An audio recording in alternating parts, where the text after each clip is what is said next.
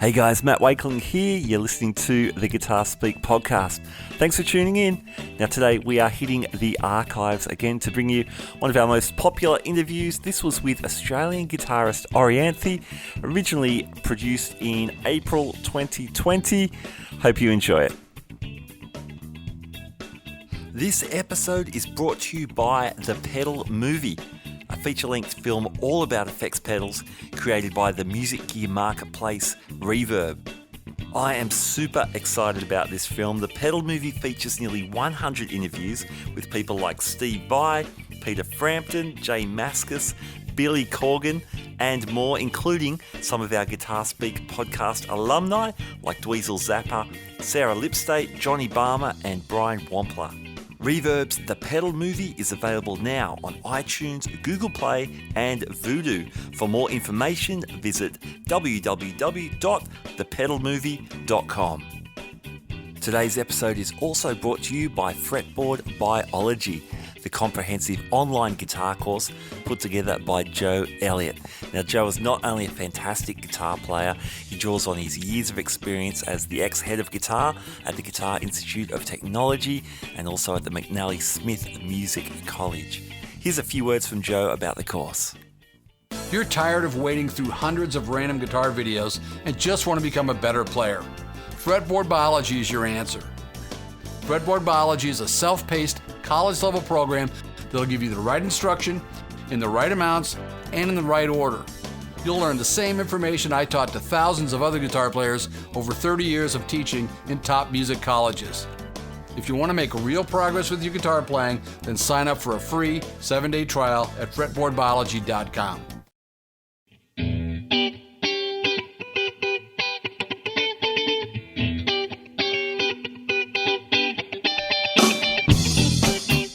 Hi there, you are listening to the Guitar Speak podcast. My name's Matt Wakeling, and this is the show that I produce in Sydney, Australia, where I speak to leading guitarists and guitar figures from all around the world. Thank you so much for joining me. Now, today's episode is not only number 132, it also marks our 4th anniversary. So I just want to say a huge thank you to everyone who's tuned in at some stage over the last 4 years. It's been a lot of fun, and there's lots more guitar talk to be had. Hey, today I'm speaking to an incredible Australian guitarist, Orianthi, born in Adelaide, has been living in the States, most specifically in LA for the last 15 or so years, and has carved out an incredible career. She's a platinum-selling solo artist, just about to release her 4th much-anticipated solo album. But also as a side woman guitarist, she's worked with people like Michael Jackson, Alice Cooper, Carrie Underwood, Steve Vai, Carlos Santana. An unbelievable career. And yet through a lot of hard work and some good breaks, she's worked with these people. We hear all the great stories behind those gigs and her own solo career as well. So let's jump straight in with the great guitar hang with Orianthi. Orianthi, welcome to the Guitar Speak podcast. Thank you. How you doing? Yeah, doing well here in Sydney. How's things in LA? Yeah, pretty crazy, but staying in my studio and I'm working a lot on new songs. I'll probably have a whole new album by the end of this. And just sort of, getting on the phone with my family in Adelaide, in Australia a lot, FaceTiming them, FaceTiming my friends. This is pretty crazy to be living life this way, and who would have thought? Definitely.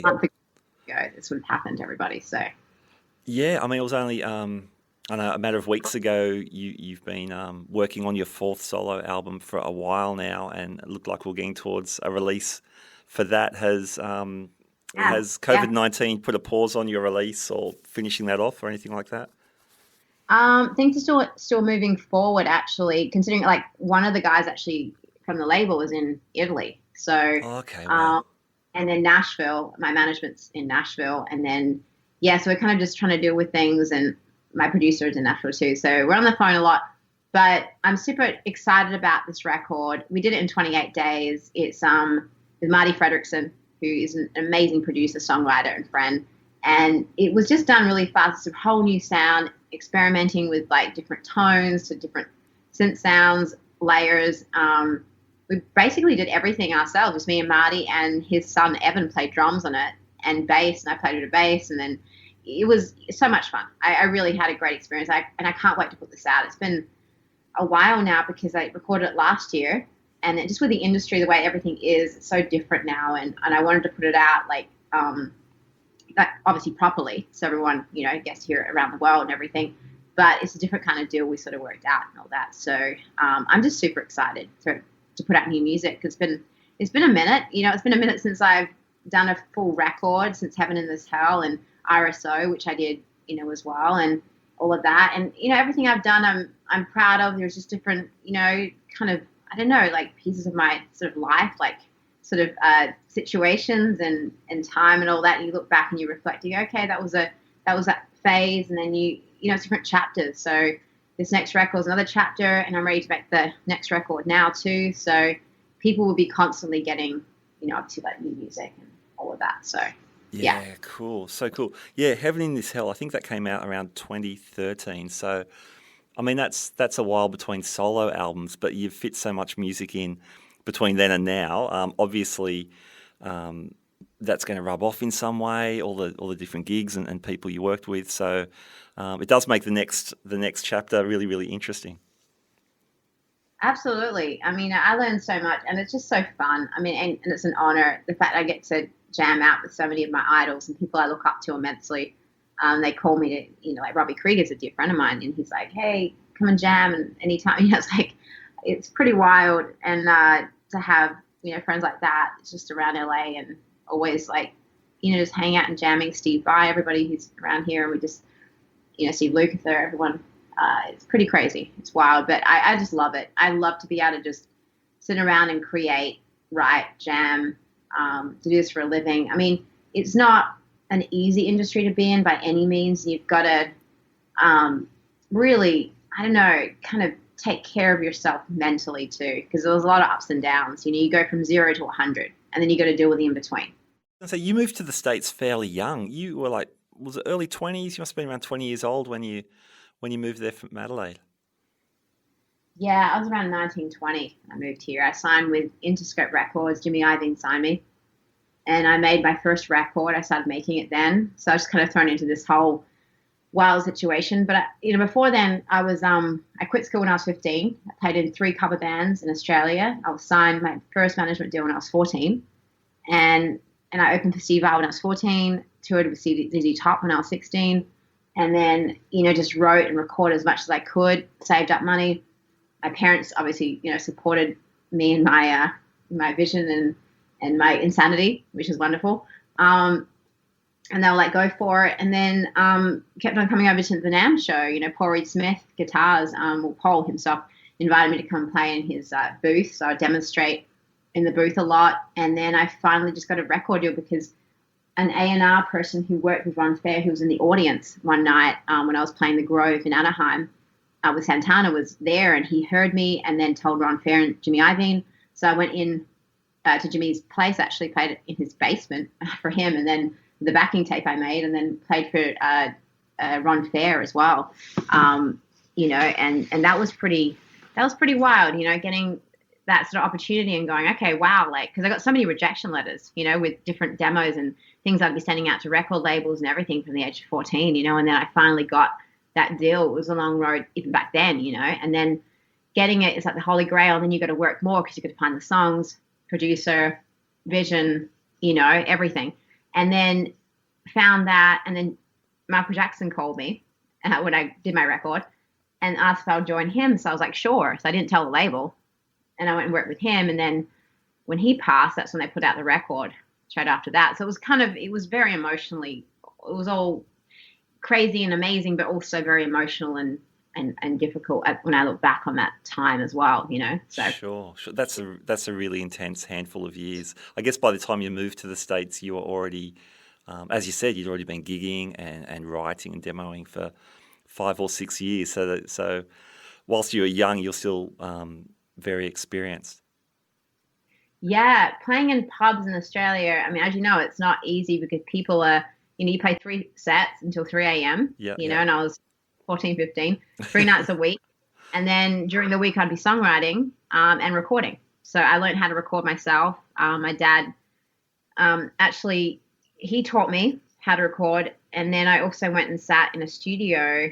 I think it's called Fat Track, something like that. And I would sit with the engineer there, and he would teach me how to sort of record things as well. And I learned how to use like a Roland 2480 to, Tascam, and then Fostex and all this kind of stuff, and how to mic things. And, so I do that now in my own studio. I like to record my own stuff with Logic, and I use GarageBand actually in Logic, but because it's easy. But there's nothing like the analog recordings, though. That's the one thing. I was talking about this the other day with my friends. I'm like, Pro Tools and all this digital stuff. I mean, I don't know. It's like looking at it's like the soul and everything you get from records, vinyl records that you listen to. There's nothing like that personality. And now everything is like under surgery lights. You know what I mean? It's like when you record something with Pro Tools, everything's so clear, and it's pretty crazy. I don't know. I'm not a huge fan of it, I must say. Sure. It's all right, though. Sure. I guess it's got its practical advantages, but you're still digging the analog thing. Yeah. I mean, it's crazy. It's like I prefer. I mean, the last record I did actually at Blackbird Studios with Dave Stewart, who's a dear friend of mine. We recorded it in the live room, and then we bounced it to reel to reel, so to tape, and that, I mean, it just added some real warmth to it, and which I'd really dug. And then this last record as well, I mean, it sounds, I mean, there's a lot of sounds that are kind of like analog and all that. So yeah, I'm always going for that, even when using digital stuff, so platforms. So yeah. Yeah, cool. You mentioned Dave Stewart, so he produced Heaven in This Hell. That album, yes.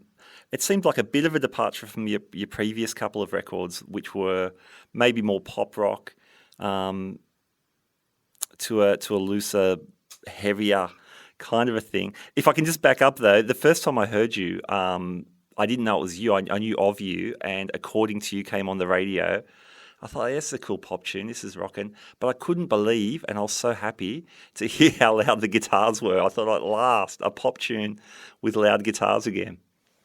You know what's funny? When I did that song, I walked into the studio and I said, I'm going to put down like an 80s tapping guitar solo. It's going to be loud.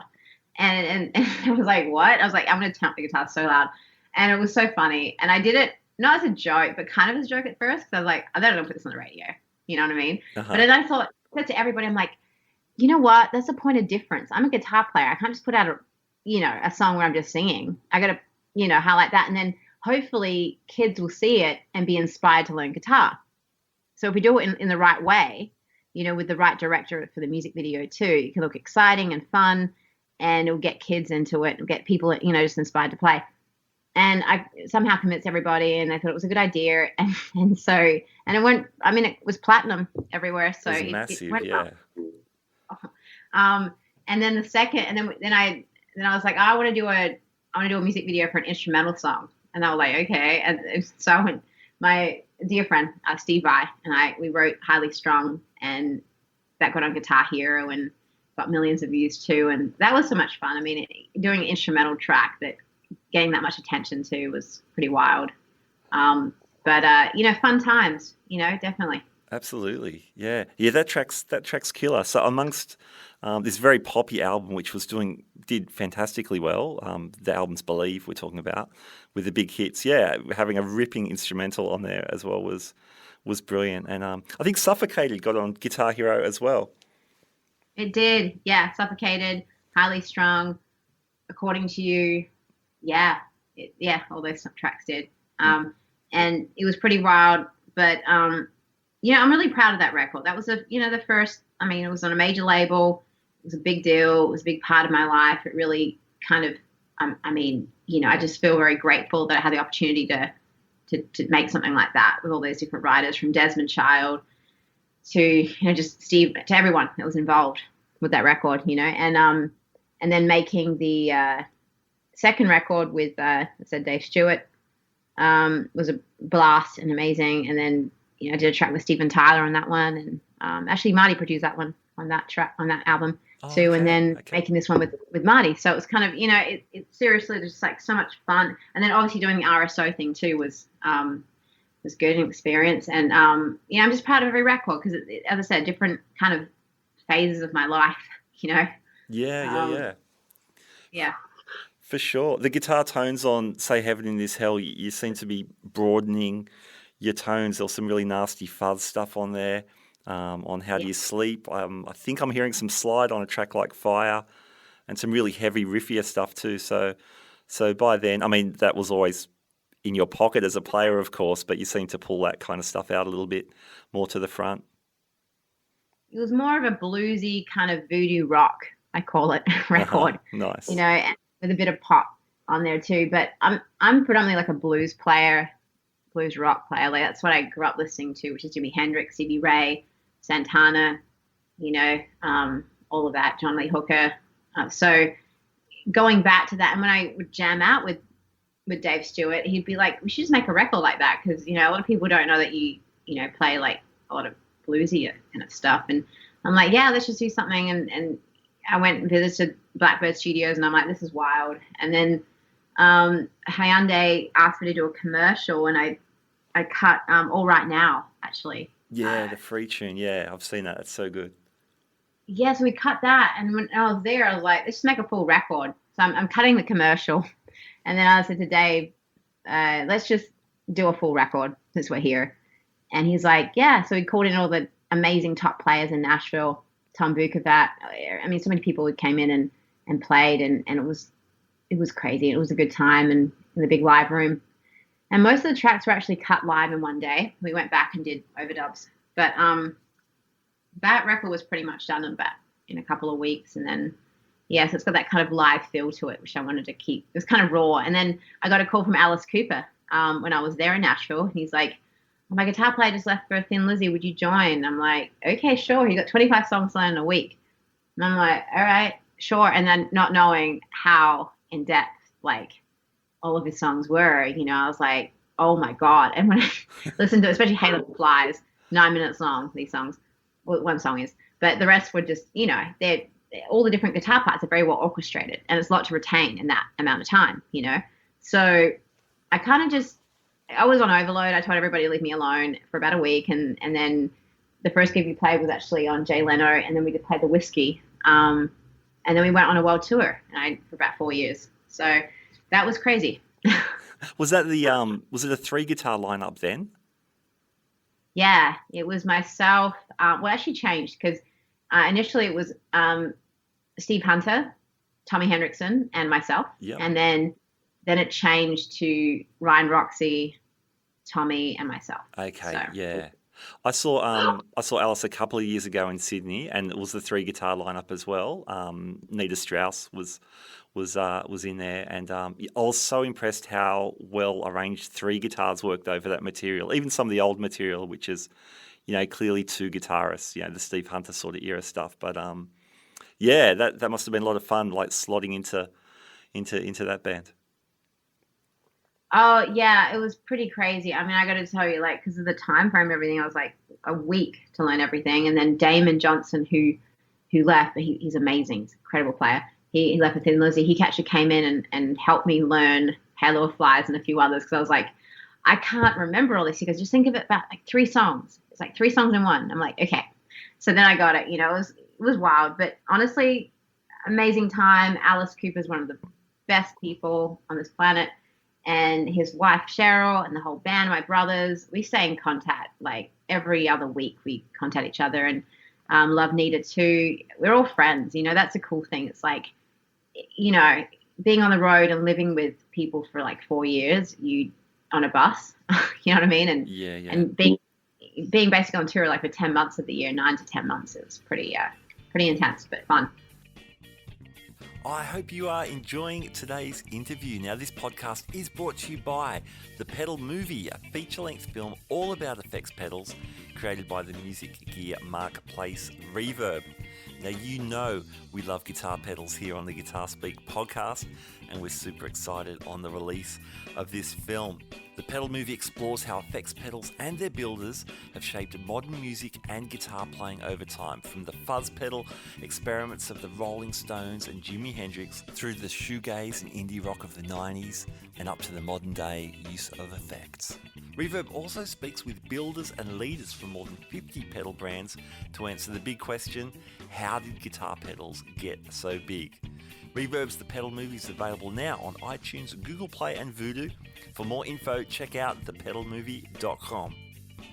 Today's episode is also brought to you by Fretboard Biology, the comprehensive online guitar course put together by master guitar teacher Joe Elliott.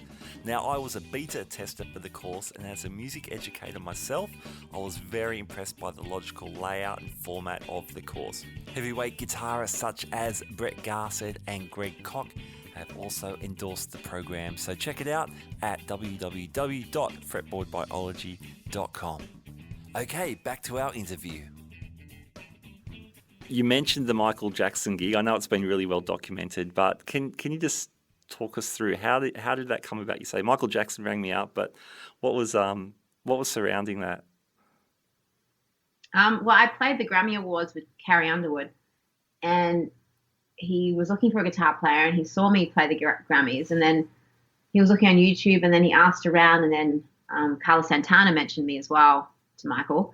And then Michael Bearden, who was a musical director, he was looking around too, and my name came back so many times, and Michael Jackson was actually on YouTube, and he decided upon me come in and learn the song. So I was working with Diane Warren that day when I got this message through MySpace saying, what we're looking for, Michael Jackson's been looking at YouTube videos. I'm like, what? Is this like some weirdo? You know what I mean? It's like weird.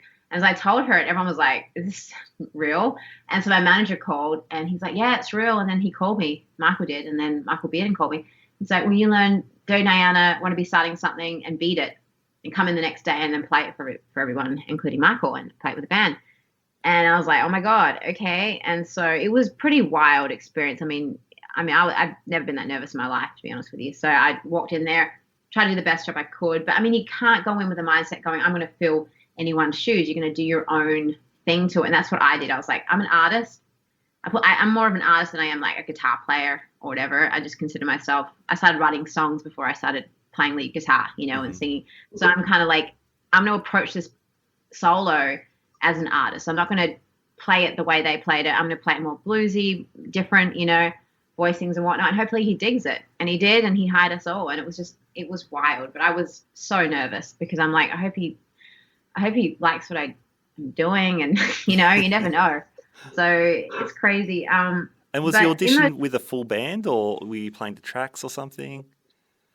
Yeah, it was a full band. We all played for him, and he sat down on the couch in front of us, and they dimmed the lights, and he's like, I want to hear the guitar. I was like, really loud. And I was like, oh God.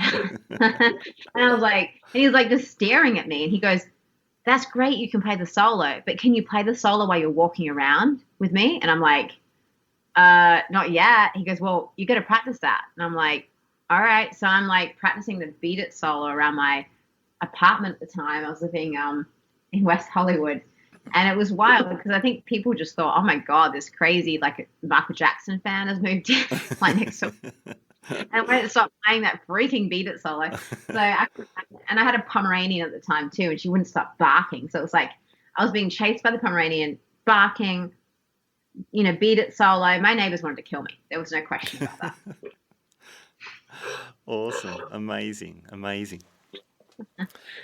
And even though the tour obviously didn't happen, it's incredibly sad. The documentary that came of that really shone another spotlight on you. I guess the Carrie Underwood thing, a lot of people were saying, who's that guitar player? And then when This Is It was released, a much larger audience were asking the exact same question.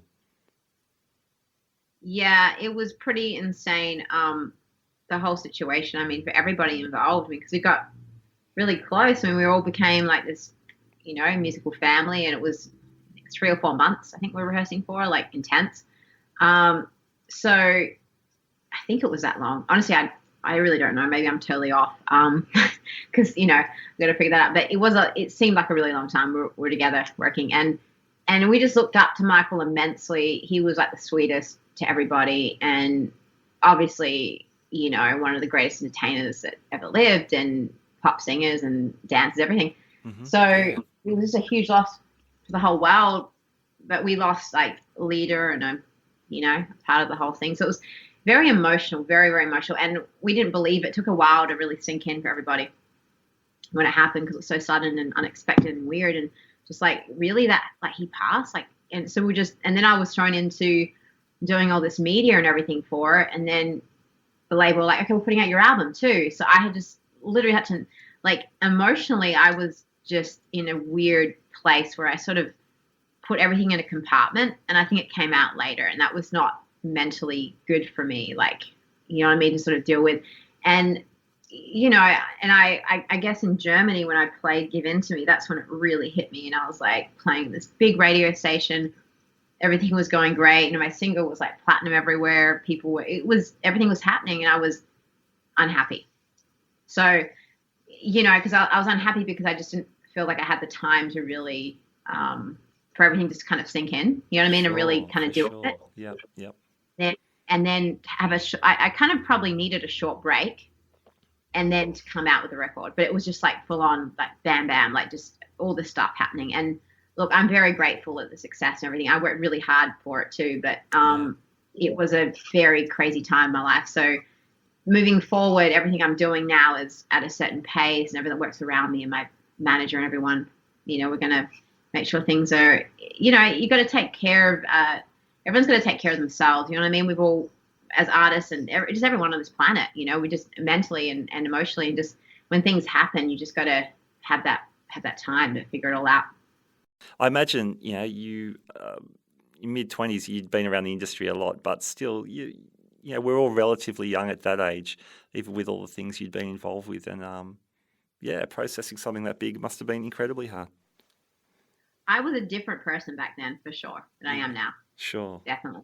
Because everything was like just flashing in front of me. Like I had a gazillion one things going on, and, you have, an amazing, I was 19 Entertainment. I was with Simon Fuller. So I had Interscope Records with Geffen.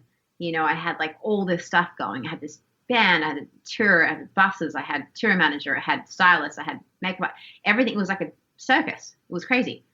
And, you're doing Good Morning America, you're doing all that stuff. And it's just 5 a.m. You got to get up every day, start hair and makeup, go straight into it, work out in the afternoon if you can. You know what I mean? It's just full on until nighttime. Then you're just exhausted, and you get on a plane and then you go somewhere else. So, I remember getting off stage after doing that for 3 months straight, which was getting up at 5 a.m. every day, right? Doing the radio shows, all that, then doing the shows, and then getting on a plane after a show in Vegas straight to Japan.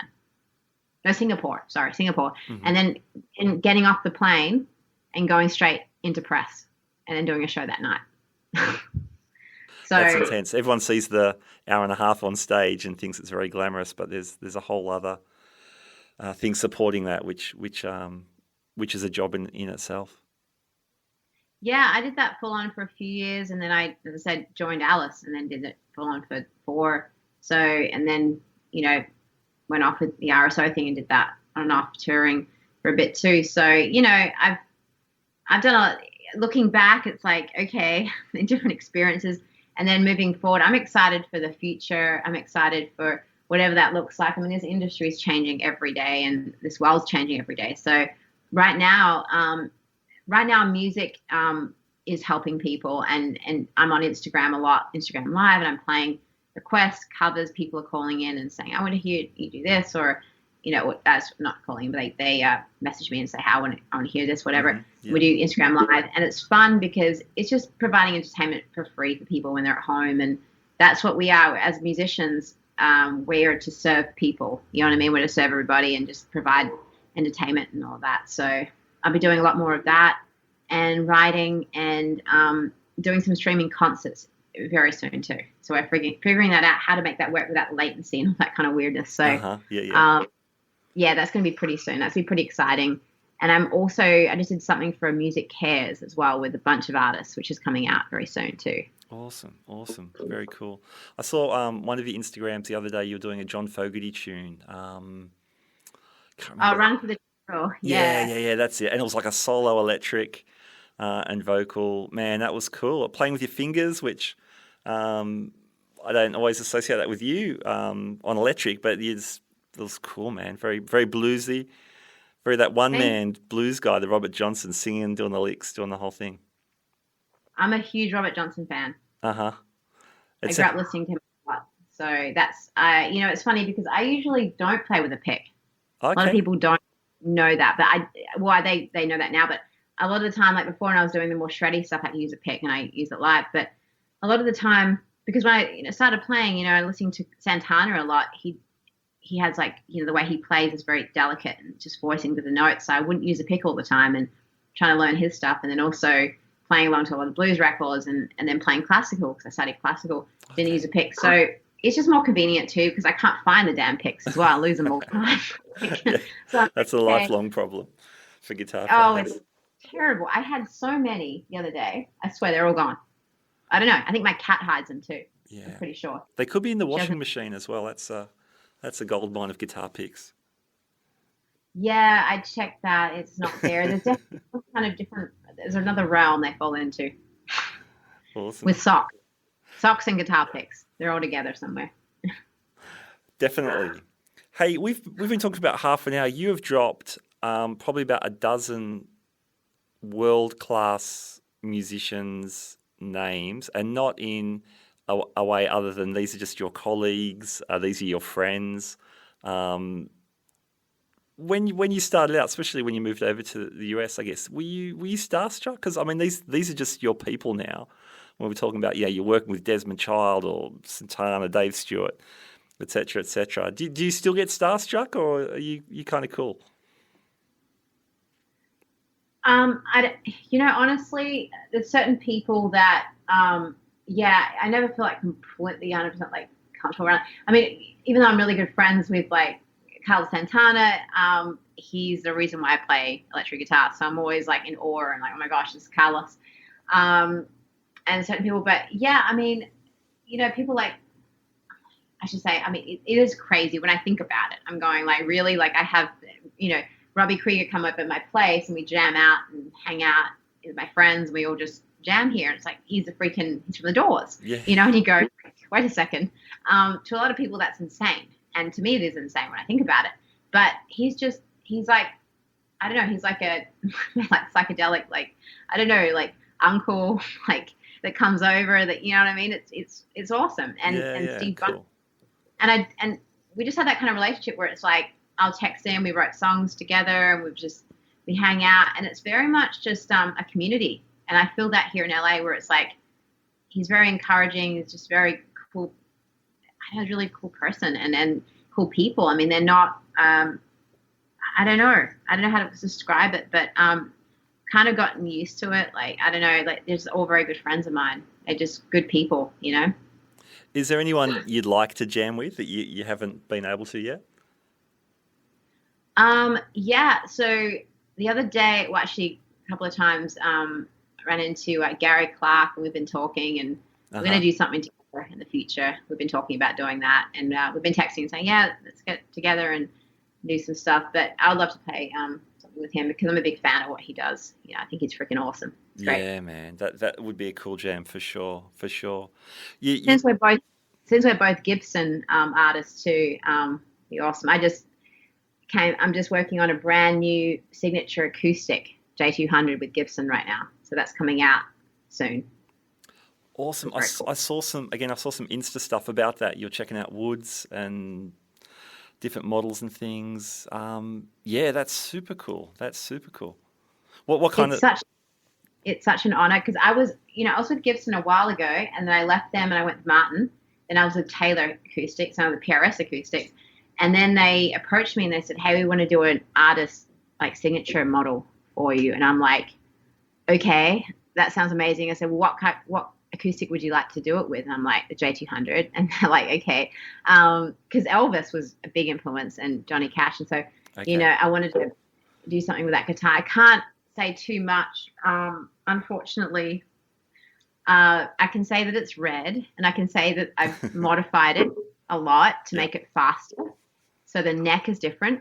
And I've modified the pickups with LR bags. So we've been on FaceTime and attention to a lot of details with this magnificent guitar, which I'm very excited about. And honestly, it's unbelievable. Like, I cannot wait to hold the first prototype. I just approved the inlays the other day over email, and that, in Montana, I went up to the factory and,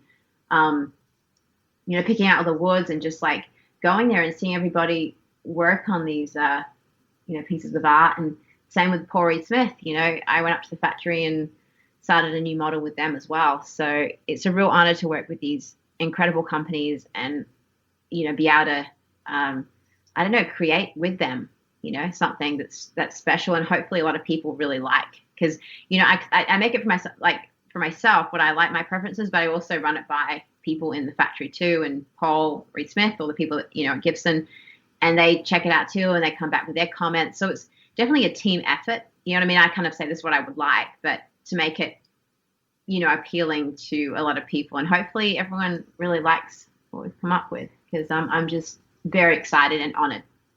That's awesome. You mentioned PRS, and of course that's been the electric guitar you've been so synonymously known with. Was that a Carlos Santana influence as well? Completely. Yeah. Yes, completely. I had a Fender Strat before that, and I played it a bit. It was red. It's like this apple red, and I loved it. And then because of Stevie Ray, but really it was a PRS I really took to, and my dad got me one, the secondhand one from I think it was 1987. When it was made. That's a fairly early one. Yeah, it was an early one because I started, it was established in 1985, the company. So it was a couple of years. It was from the old factory, and it was super heavy, and the strings were really heavy, and it was high action because it was owned by a country player. So the back of the guitar was all scratched from his country belt. Like, he used to wear a big belt.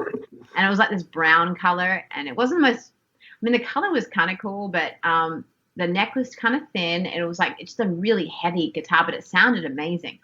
I couldn't put it down, I was obsessed with it, and I was so grateful that my dad got it for me when I was like 11. To have a Paul Reed Smith, it was like the Holy Grail. And so I was like playing along with Santana Sacred Fire records, live video VHS, which I wore out, and then Abraxas, Zebop, Carinacia, all those records, Hendrix, Band of Gypsies, all that kind of stuff, Cream. So I basically just locked myself away for hours and hours with that guitar, and that's in my studio in Adelaide now. So I have a mini guitar collection there in my studio, and I have a collection here in LA, and I have my storage in Nashville. So okay, yeah, nice. Tell me about working with Paul Reed Smith, because that happened fairly early on in your career. Yeah, Paul Reed Smith has been a big supporter since I was 14, and I sent him my first demo, which was called Under the Influence, which is the first record I made with my dad. He recorded it on a Tascam in the living room at our home. My mother allowed us to sort of gut the living room, bring in a drummer, record it all. It was pretty wild, and it was like this whole thing where we just sort of, I don't know, everyone sort of just jammed out, and we did a couple of covers from Santana Brothers record, and then I wrote a song on there, and it was kind of just a covers record really, and then sent it to everybody. And Paul Reed Smith wrote back and invited me over to NAMM when I was like 15, and and then I ended up going over there when I was like 18, I think, something like that. And then he was in contact with me and just said how much he really enjoyed it and liked it, and that made me feel amazing because I was like having his support. And so it's kind of been family since. Paul and Beverly over there and everyone that works at Paul Reed Smith, they're just amazing people. I love them all. That's super cool. And that's awesome. If you're working on a new model with them, can you tell us much about that? It's very cool. I can't really say too much about it because, the whole idea of it is pretty wild, and it's kind of like, all I can say is that the inner child in all of us, which is going to want to pick it up and plug it in, because, it's a little louder than most guitars. That's all I'm going to say. Okay, cool. We will stay tuned. We'll stay tuned for that. There's some other really cool signature gear you've got going on right now. Let's Dean Markley, your signature strings have just come out in the last few months. That's got to be pretty cool. Yeah, I'm super excited about these strings. You know, they're a combination set. So they actually have, they've got, I don't know, they're kind of 9 to 52s.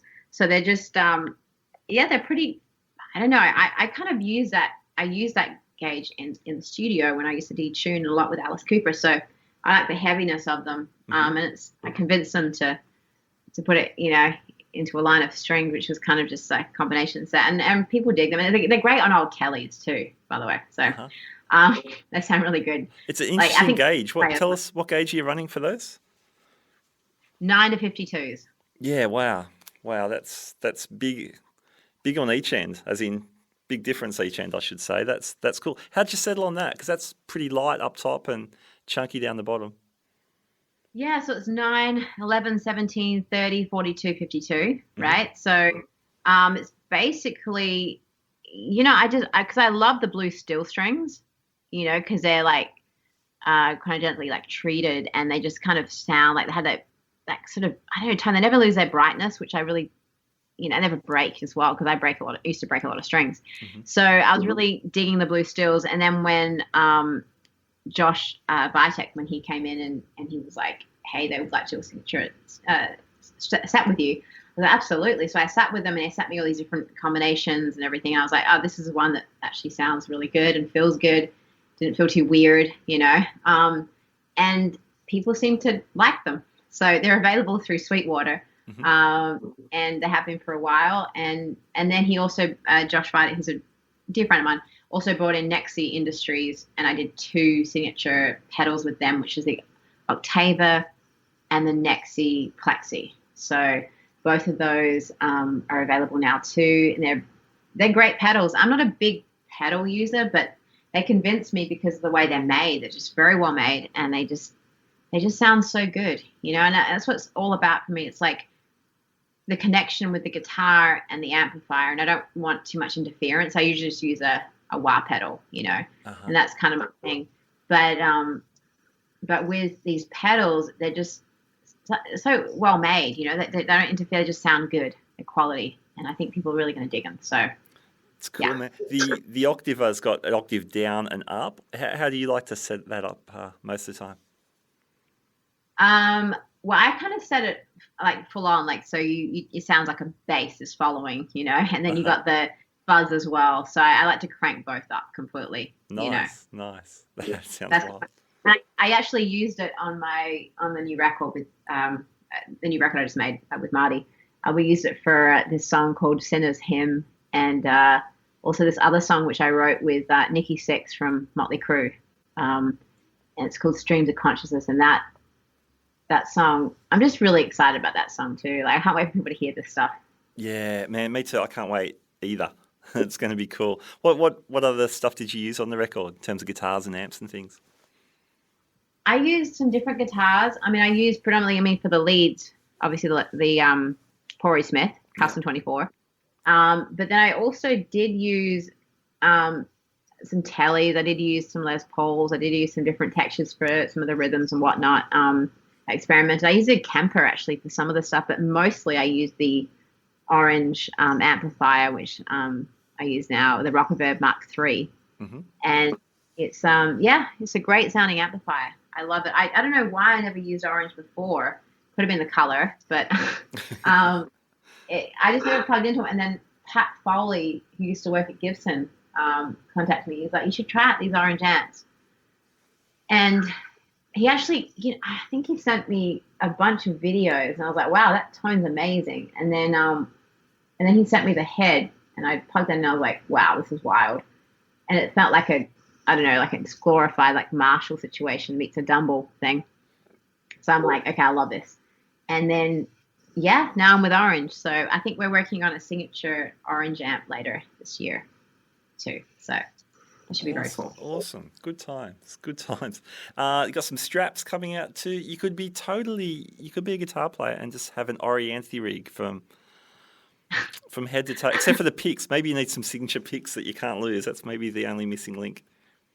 I have got a ton of signature picks, and I'm going to come up with some more, actually. I've just got to get them made because I'm in desperate need. That's the one thing. But I do have some straps which I made with Carlino guitars. Yeah. Which 10% of the proceeds actually go towards cancer research. And they're very well made straps and they're pretty wild. One's leopard print with turquoise. The other one's like just leather sort of with turquoise. And yeah, they're pretty out there, these straps, but I dig them, you know.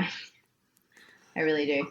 And it was fun making, and it's awesome to be approached to do this kind of stuff because accessorizing and all the, you know, pageantry that goes around, you know, it's a show. When you put on a show, people want to come and see things that are colorful and different. You don't want to just, you know, be sort of normal. And I'm all about that because I'm all about every aspect of the entertainment world too, of how, you know, you want to take people out of reality and just, you know, create things that people haven't seen before. They're just pretty wild and out there. You know, I like that kind of stuff. So awesome. I'll be forever doing that. Yeah, it's cool. And I mean, you only get asked to put signature stuff together if you're doing great work. So obviously these companies want to align themselves with all the great music you're making too. So that's heaps cool. It's really cool that they approached me, and I'm like honored, as I said, like to be able to, you know, do these things.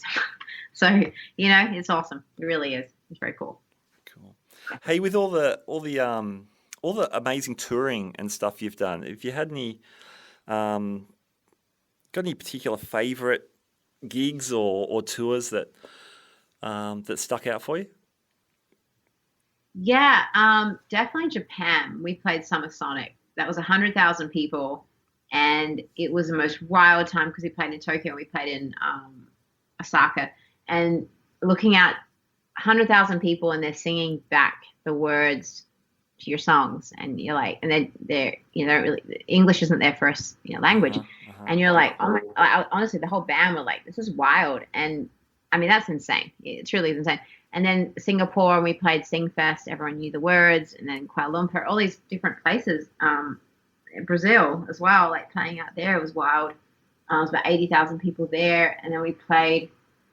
God, so many different, I don't even know, like, there's been some crazy shows. I mean, I can't, honestly, like, I can't remember all of them, obviously, but it's just like moments. There's so many different moments. And actually up in Canada, we played this festival, which Quebec, and we had an amazing time up there too. I remember in Toronto and all that. So, yeah, there's been some cool spots. In Vegas, we played some really fun shows there too. So. Awesome. Any Spinal Tap moments?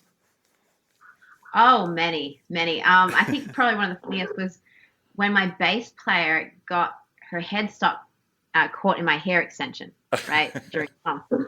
And it took about 2 or 3 songs for the guitar techs, 2 of them, to separate.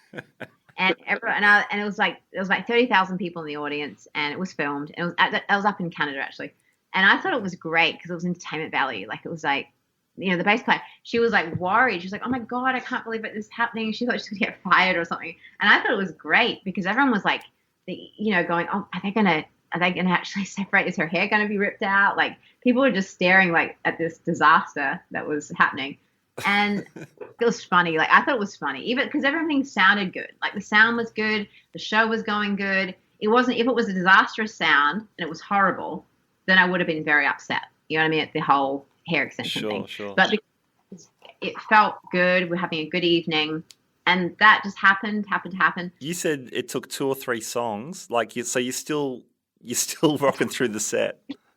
Yeah, and I said you couldn't move her because I didn't want my teeth to be knocked with the microphone.